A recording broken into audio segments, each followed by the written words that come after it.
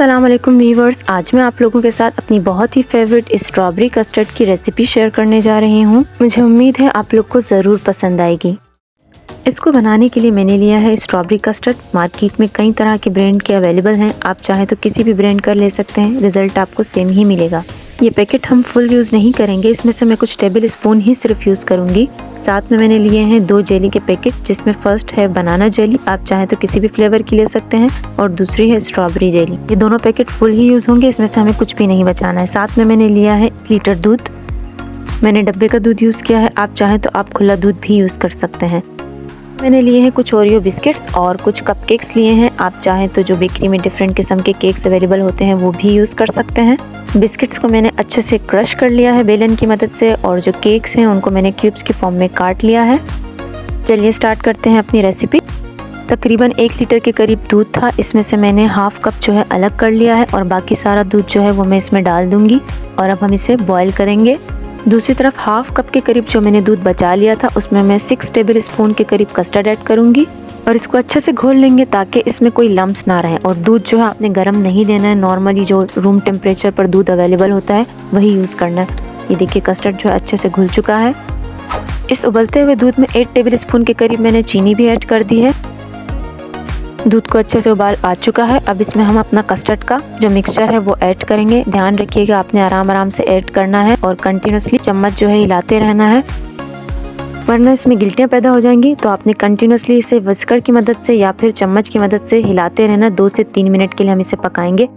2 से 3 मिनट हो चुके हैं, और मैंने इसको ज़्यादा नहीं पकाया क्योंकि मुझे इसकी थिकनेस जो है बिल्कुल ऐसी चाहिए थी। अगर आपको चाहिए ज़्यादा थिकनेस तो आप इसको और भी पका सकते हैं, या फिर और कस्टर्ड पाउडर भी ऐड कर सकते हैं। अब हम इसे रूम टेम्परेचर पर ठंडा होने के लिए छोड़ देंगे। जेली बनाने के लिए मैंने तकरीबन 1 कप से थोड़ा सा ज़्यादा उबलता हुआ गर्म पानी लिया है, और उसमें मैं डालूंगी पूरा पैकेट जेली का, और हम इसे अच्छे से मिलाएंगे ताकि जेली का जो मिक्सचर है वो डिज़ोल्व हो जाए। अब हमने जेली को सेट करना है, तो इसके लिए आप कोई सा भी बर्तन यूज़ कर सकते हैं जिसमें जेली आपको सेट करनी हो। और मैं ऊपर से डाल रही हूँ 1 टेबल स्पून के करीब क्रश्ड बादाम। अब इसको तकरीबन 15 से 20 मिनट के लिए मैं रेफ्रिजरेट करूँगी ताकि ये अच्छे से सेट हो जाए। अगर आप बादाम वाला पार्ट स्किप करना चाहते हैं तो आप जेली को ऐसे भी रेफ्रिजरेट कर सकते हैं। अब हम लेंगे एक बॉल, उसमें मैंने जो गर्मा गर्म अभी कस्टर्ड बनाया है वो मैं डालूंगी, और ऊपर से मैं ऐड करूंगी हमारी स्ट्रॉबेरी जेली, जो कि मैंने रेफ्रिजरेट नहीं की है। इसे मैंने बिल्कुल उसी तरीके से बनाया है जो मैंने पिछले स्टेप में आपको बताया है। इस गरम जेली को जब हम गरम कस्टर्ड के साथ मिलाएंगे तो ये कस्टर्ड के साथ कंबाइन हो जाएगी और इसकी एक थिक सी शेप बन जाएगी। 10 मिनट के लिए हम इसे रेफ्रिजरेट करेंगे ताकि ये अच्छे से सेट हो जाए। लीजिए जेली जो है कस्टर्ड के साथ बहुत अच्छे से सेट हो चुकी है। अब हम इसके ऊपर ओरियो के क्रश किए हुए बिस्किट की एक लेयर डालेंगे, और साथ में ऐड करूंगी केक के स्मॉल चंक्स, और केक को अच्छे से फैलाकर पूरे कस्टर्ड को कवर कर लेंगे। दूसरी तरफ जो हमारा बचा हुआ कस्टर्ड था उसे मैंने रूम टेम्परेचर पर अच्छे से ठंडा कर लिया। अब इसकी लेयर हम इसके ऊपर लगाएंगे।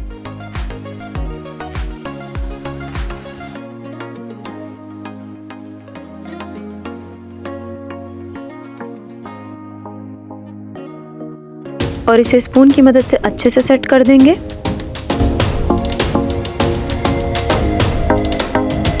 तो अब बारी है फाइनल लेयर की।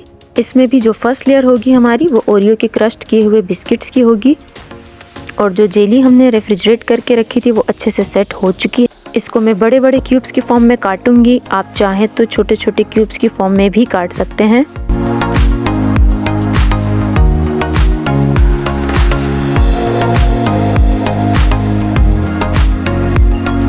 अब इस जेली की हेल्प से हम अपने कस्टर्ड को अच्छे से डेकोरेट करेंगे। आपको जिस किस्म की भी डेकोरेशन आती है आप अपने हिसाब से भी कर सकते हैं।